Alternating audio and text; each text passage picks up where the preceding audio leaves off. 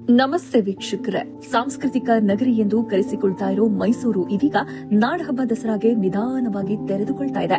ಗಜಪಯಣದ ಮೂಲಕ ನಗರವನ್ನ ಪ್ರವೇಶಿಸಿ ಅರಮನೆ ಆವರಣದಲ್ಲಿ ವಾಸ್ತವ್ಯ ಹೂಡಿರುವ ಗಜಪಡೆ ಇದೀಗ ನಗರದಲ್ಲಿ ದಿನಕ್ಕೆ 2 ಬಾರಿ ತಾಲೀಮು ನಡೆಸುವುದರೊಂದಿಗೆ ನಗರಕ್ಕೆ ದಸರಾ ಕಳೆಯನ್ನ ಎಳೆದು ತಂದಿದೆ. ಹಾಗೆ ನೋಡಿದ್ರೆ ದಸರಾ ಬಂತು ಅಂತ ಅಂದ್ರೆ ನಗರದ ವ್ಯಾಪಾರಿಗಳು ಸೇರಿದಂತೆ ಆಟೋ, ಟ್ಯಾಕ್ಸಿ ಚಾಲಕರು, ಹೋಟೆಲ್ ಉದ್ಯಮಿಗಳು ಹೀಗೆ ಎಲ್ಲರ ಮೊಗದಲ್ಲಿ ಮಂದಹಾಸ ಮೂಡುತ್ತೆ. ದಸರಾ ಸಂದರ್ಭದಲ್ಲಿ ನಿರೀಕ್ಷೆಗೂ ಮೀರಿ ಪ್ರವಾಸಿಗರು ಮೈಸೂರಿಗೆ ಭೇಟಿ ನೀಡಿ ಪ್ರವಾಸಿ ತಾಣ ಸೇರಿದಂತೆ ನಗರದಾದ್ಯಂತ ಅಡ್ಡಾಡಿ ತಮಗೆ ಬೇಕಾದುದನ್ನ ಸವಿದು ಒಂದಷ್ಟು ಪದಾರ್ಥಗಳನ್ನ ಖರೀದಿಸುವುದರಿಂದ ವ್ಯಾಪಾರ ವಹಿವಾಟುಗಳು ಗರಿಗೆದರುತ್ತವೆ. ಹೀಗಾಗಿ ಬೀದಿಯಿಂದ ಆರಂಭವಾಗಿ ಅರಮನೆ ತನಕ ದಸರಾ ಸಂಭ್ರಮ ಮನೆ ಮಾಡುತ್ತೆ. ದಸರಾ ಸಮಯದಲ್ಲಿ ಮೈಸೂರಿಗೆ ಭೇಟಿ ಕೊಡುವುದು ಒಂಥರ ಖುಷಿ ಕೊಡುತ್ತೆ. ಈ ಸಮಯದಲ್ಲಿ ನಗರದ ಪ್ರತಿ ಬೀದಿಯಲ್ಲಿಯೂ ಹಬ್ಬದ ಸಂಭ್ರಮ ಮನೆ ಮಾಡಿರುತ್ತೆ. ಎಲ್ಲರೂ ದಸರಾವನ್ನ ಸ್ವಾಗತಿಸುವ ಸಡಗರದಲ್ಲಿ ಇರ್ತಾರೆ. ಹಗಲೆಲ್ಲ ದೂರದಿಂದ ಬಂದಿರುವ ಪ್ರವಾಸಿಗರು ಕಾಣಿಸಿಕೊಂಡ್ರೆ ರಾತ್ರಿ ಆಯ್ತು ಅಂದ್ರೆ ನಗರದ ಜನ ತಮ್ಮ ಮನೆಗಳಿಂದ ಕುಟುಂಬದೊಂದಿಗೆ ಹೊರಬಂದು ಎಲ್ಲೆಂದರಲ್ಲಿ ಅಡ್ಡಾಡಿ ಸಂಭ್ರಮಿಸುವ ಆ ಸೊಗಸು ಮತ್ತೆಲ್ಲೂ ಕಾಣಲಾಗದು. ಇನ್ನು ಪ್ರವಾಸಿಗರು ಮೈಸೂರನ್ನ ಇಷ್ಟಪಡೋಕೆ ಹಲವು ಕಾರಣಗಳಿವೆ. ಯಾಕಂದ್ರೆ ಇದು ಜಗತ್ತಿನ ಸುಂದರ ನಗರಗಳಲ್ಲಿ ಒಂದಾಗಿದೆ. ಹಿಂದಿನಿಂದಲೂ ತನ್ನದೇ ಆದ ವಿಶೇಷತೆಗಳಿಂದ ದೇಶ ವಿದೇಶಗಳ ಜನರ ದೃಷ್ಟಿ ಇತ್ತ ನೆಡುವಂತೆ ಮಾಡಿದೆ. ಅಷ್ಟೇ ಅಲ್ಲ, ತನ್ನದೇ ಮಹತ್ವದೊಂದಿಗೆ ಸಾಂಸ್ಕೃತಿಕ ನಗರಿ, ಅರಮನೆಗಳ ನಗರಿ, ಪಾರಂಪರಿಕ ನಗರಿ, ನಿವೃತ್ತರ ಸ್ವರ್ಗ ಹೀಗೆ ವಿವಿಧ ಹೆಸರುಗಳಿಂದಲೂ ಕರೆಸಿಕೊಂಡು ದೇಶ ವಿದೇಶಗಳ ಹಲವು ಪ್ರಥಮಗಳಿಗೂ ಸಾಕ್ಷಿಯಾಗಿ ನಿಂತಿದೆ. ಇತಿಹಾಸದ ಪುಟಗಳನ್ನ ತಿರುಗುತ್ತಾ ಹೋದರೆ ಮೈಸೂರಿನ ಹಿರಿಮೆ, ಗರಿಮೆಗಳೆಲ್ಲವೂ ಒಂದೊಂದಾಗಿ ನಮ್ಮ ಮುಂದೆ ಹಾದು ಹೋಗುತ್ತೆ. ಮೈಸೂರು ಸಂಸ್ಥಾನವನ್ನ 1399ರಿಂದ 1950ರವರೆಗೆ ಸುಮಾರು 550 ವರ್ಷಗಳ ಕಾಲ 25 ಮಂದಿ ಮಹಾರಾಜರು ಆಳಿದ್ದಾರೆ. ಆ ಮೂಲಕ ಹಲವು ಕೊಡುಗೆಗಳನ್ನ ನೀಡಿದ್ದಾರೆ.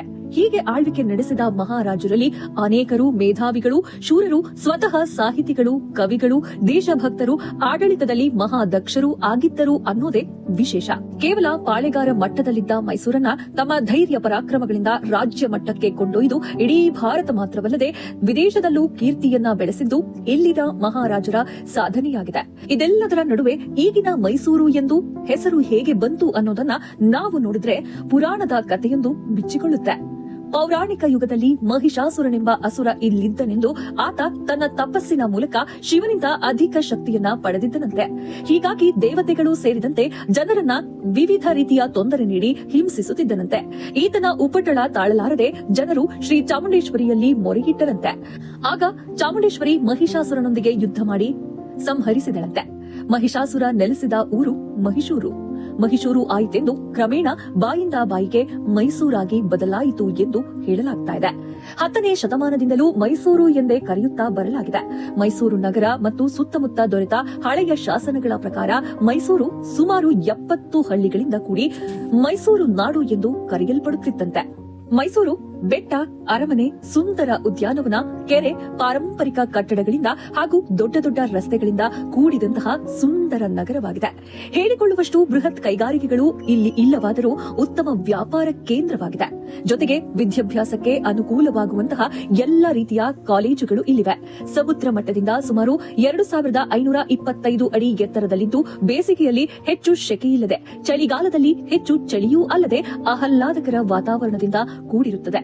ವಿಶ್ವವಿಖ್ಯಾತ ಅಂಬಾವಿಲಾಸ ಅರಮನೆ, ಸುಂದರ ಬೃಂದಾವನದ ಕೃಷ್ಣರಾಜಸಾಗರ ಜಲಾಶಯ, ಮೃಗಾಲಯ, ಚಾಮುಂಡಿ ಬೆಟ್ಟ, ಸುಂದರ ಕೆರೆಗಳಲ್ಲದೆ ವಿವಿಧ ಐತಿಹಾಸಿಕ ದೇವಾಲಯಗಳು, ಮಸೀದಿಗಳು, ಚರ್ಚ್ಗಳು ಪ್ರವಾಸಿ ತಾಣಗಳಾಗಿವೆ. ಮೈಸೂರಿಗೆ ಸುತ್ತಮುತ್ತ ಹಲವು ಪ್ರವಾಸಿ ತಾಣಗಳಿದ್ದು ದೂರದಿಂದ ಬರುವ ಪ್ರವಾಸಿಗರಿಗೆ ಸ್ವರ್ಗವಾಗಿದೆ. ಮೈಸೂರು ಮಸಾಲೆ ದೋಸೆ, ಮೈಸೂರು ಪಾಕ್, ಮೈಸೂರು ಮಲ್ಲಿಗೆ, ಮೈಸೂರು ಪೇಟ, ಮೈಸೂರು ವಿಳ್ಯದೆಲೆ ಎಲ್ಲವೂ ಕೂಡ ಮೈಸೂರಿನ ವಿಶೇಷತೆಗೆ ಸಾಕ್ಷಿಯಾಗಿದೆ. ಹಲವು ವಿಶೇಷತೆಗಳನ್ನ ತನ್ನೊಳಗೆ ಹುದುಗಿಸಿಕೊಂಡು ದೇಶ ವಿದೇಶಿಗರನ್ನ ಸೆಳೆಯುತ್ತಿರುವ ಮೈಸೂರು ಮುಂದೆ ಬರಲಿರುವ ದಸರಾಕ್ಕಾಗಿ ನಿಧಾನವಾಗಿ ಸಜ್ಜಾಗ್ತಾ ಇದೆ. ಒಂದೆಡೆ ಸರ್ಕಾರ ದಸರಾಕ್ಕೆ ಬೇಕಾದ ಸಿದ್ಧತೆಗಳನ್ನ ಮಾಡಿಕೊಳ್ತಾ ಇದ್ರೆ, ಜನಸಾಮಾನ್ಯರು ಕೂಡ ಬರಲಿರುವ ದಸರಾದಲ್ಲಿ ಸಂಭ್ರಮಿಸೋಕೆ ತಯಾರಿ ನಡೆಸಿಕೊಳ್ತಾ ಇದ್ದಾರೆ. ನೀವು ಕೂಡ ಮೈಸೂರಿಗೆ ಬರ್ತೀರಾ ತಾನೆ? ನೀವಿನ್ನು ನಮ್ಮ ಚಾನೆಲ್ ಅನ್ನ ಸಬ್ಸ್ಕ್ರೈಬ್ ಆಗಿಲ್ಲ ಅಂದ್ರೆ ಈ ಕೂಡಲೇ ಸಬ್ಸ್ಕ್ರೈಬ್ ಮಾಡಿ, ವಿಡಿಯೋ ಹೇಗಿತ್ತು ಅಂತ ಕಮೆಂಟ್ ಮಾಡಿ. ಧನ್ಯವಾದಗಳು.